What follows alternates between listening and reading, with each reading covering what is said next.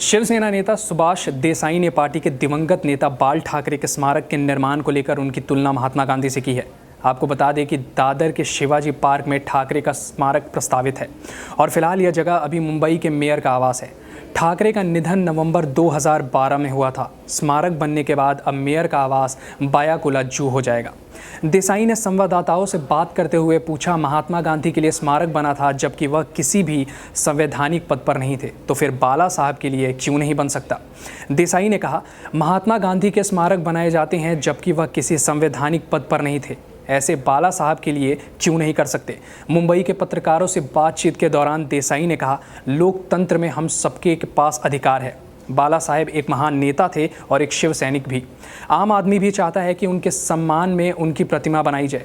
सरकार ने इसे बनाने को लेकर फैसला लिया है और इसे कुछ गलत नहीं है। वहीं देसाई ने यह भी कहा कि शिवसेना संस्थापक के व्यक्तित्व को महज कुछ मापदंडों के आधार पर तौला नहीं जा सकता।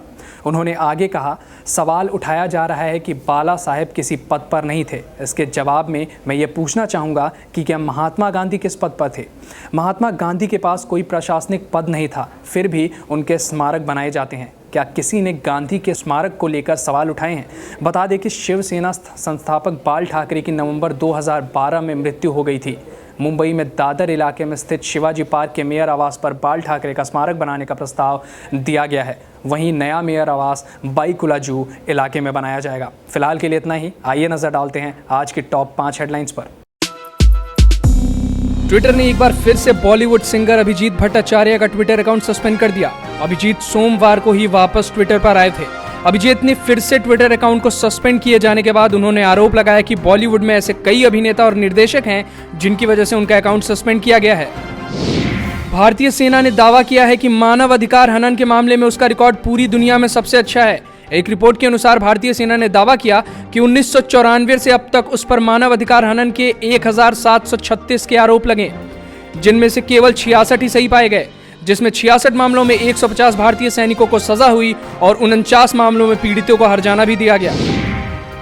शिवसेना नेता और उद्योग मंत्री सुभाष देसाई ने पार्टी के दिवंगत नेता बाल ठाकरे के स्मारक के निर्माण को लेकर उनकी तुलना महात्मा गांधी से की है।